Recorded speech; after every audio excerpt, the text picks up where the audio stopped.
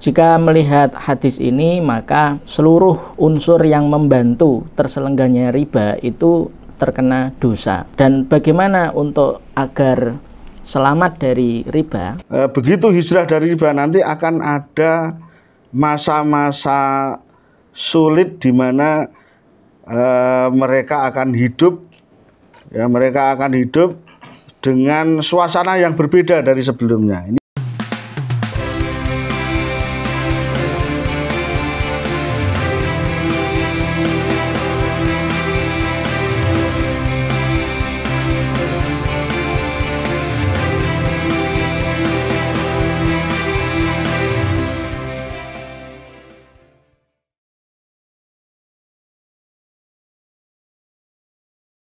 Hamdan wa syukranillah maba'ad. Pemirsa El-Kalam yang mudah-mudahan dirahmati Allah Subhanahu wa Ta'ala, muncul pertanyaan di majelis kami. Assalamualaikum Pak Ustadz, saya mau menanyakan bagaimana kiat untuk terbebas dari dosa dan tekanan riba. Saya seorang pedagang yang terjerat riba. Baik, hadir di tengah-tengah kita para asatidz yang insya Allah akan memberikan penjelasan dan membantu saudara untuk memberikan solusi dari tekanan riba yang Anda jalani saat ini. Sebagaimana disabdakan oleh Rasulullah SAW, la'ana Rasulullah SAW akila riba wa muwakilahu wa katibahu wa syahidaihi wa qala hum sawaun.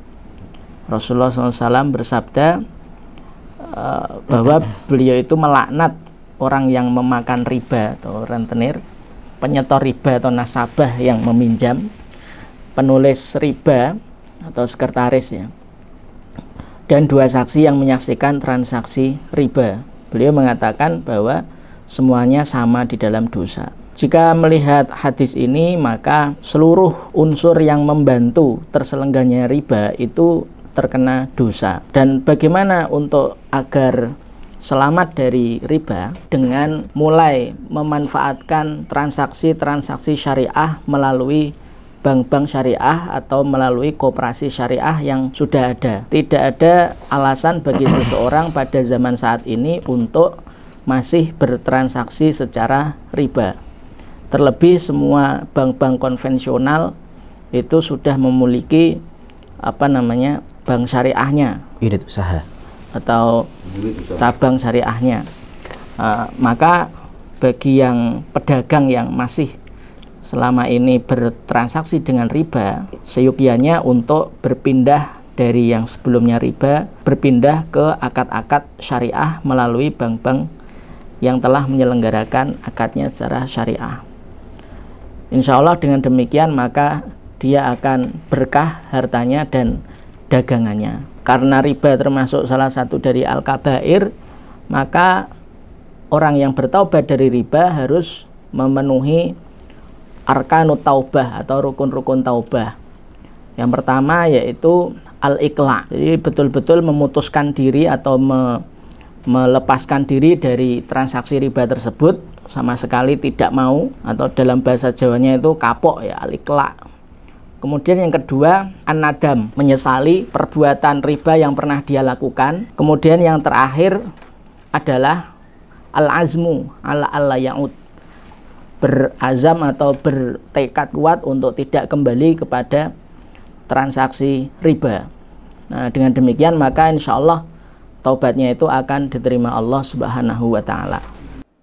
Tadi sudah disampaikan oleh Ustadz Heri, ya, bagaimana bahaya dosa riba ini, dan tentunya kita tidak ingin menjual, ya, akhirat kita, ya, hanya dengan kesenangan di dunia dengan bergelimang praktek-praktek riba di dalam kehidupan kita, ya. Sudah banyak sekarang masyarakat hijrah dari riba. Sudah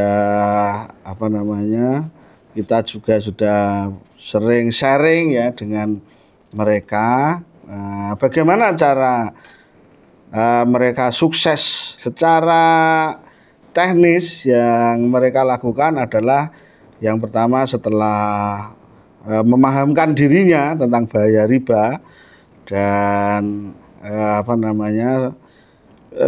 keyakinan bahwa Allah akan memberikan jalan keluar bagi kehidupan kita, bagi masalah-masalah kita apabila kita berjalan di atas jalannya yang benar. Selanjutnya adalah memahamkan keluarga, terutama adalah pasangan hidup ya, istri ya. Kemudian kalau anak sudah bisa diajak bicara ya diajak bicara.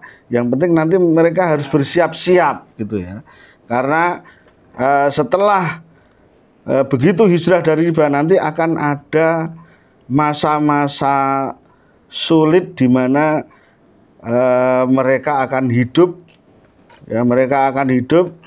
dengan suasana yang berbeda dari sebelumnya. Ini yang mereka lakukan karena sudah diantisipasi. Pasti nanti akan mengalami sebuah kesulitan, bisa jadi ya. Dan ini memang empiris.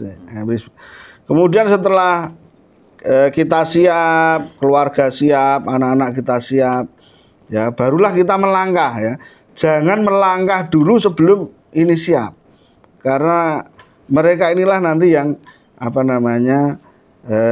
akan sharing dengan kita, yang akan ya tentunya mereka dalam tanggungan kita.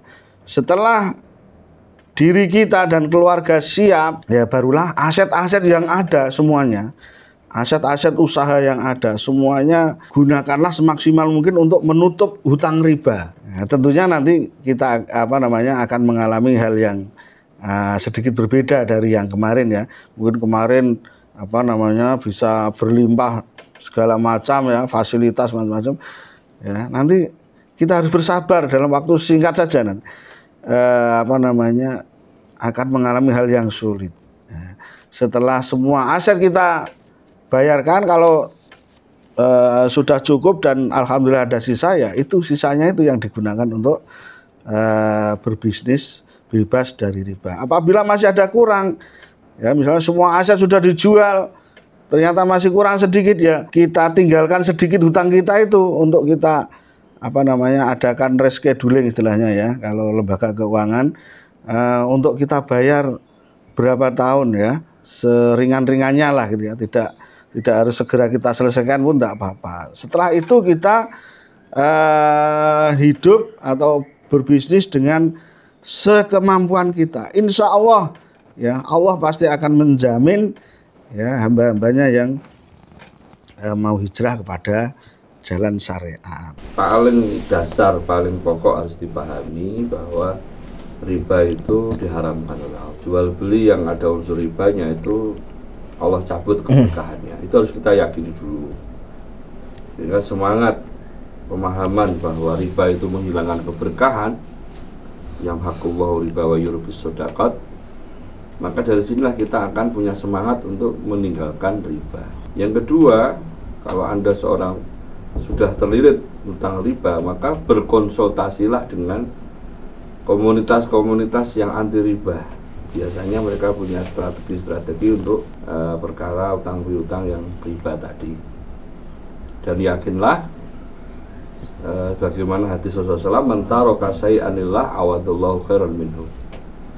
Karena siapa orang yang yakin meninggalkan sebuah perbuatan dosa karena Allah, meninggalkan perbuatan riba karena Allah, dia yakin, maka Allah akan ganti dengan yang lebih baik.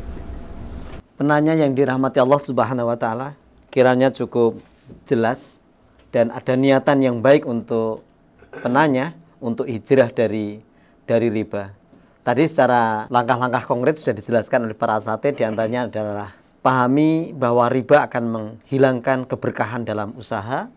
Yang kedua, memahamkan keluarga dari anak, istri dan lainnya. Jika dimungkinkan nanti dalam masa transisi dari hijrah riba itu dimungkinkan ada kondisi-kondisi sulit dalam berumah tangga dalam hal aspek ekonomi. Kemudian yang ketiga, bisa konsultasi dengan para komunitas anti riba yang bisa memberikan pencerahan kepada saudara. Dan tadi kalau memang masih memerlukan modal, bisa pendekatan dengan bank-bank syariah yang di situ akad tertata secara konsep syariah, mereka terbimbing oleh Dewan Syariah sehingga modal bisa kita dapatkan dengan cara yang halal. Mungkin itu yang perlu dipahami oleh penanya dan mudah-mudahan memberikan pencerahan juga kepada pemirsa El-Kalam. Pemirsa El-Kalam, jangan lupa hadiri El-Kalam Forum Sabtu 5 November 2022 dengan mengangkat tema Kiat Rumah Tangga Tangguh di Era Milenial di Jogja Halal Fest 2022. Siapkan infak terbaik. Jazakumullah ala ihtimamikum wal afu minkum. Assalamualaikum warahmatullahi wabarakatuh. Waalaikumsalam warahmatullahi wabarakatuh.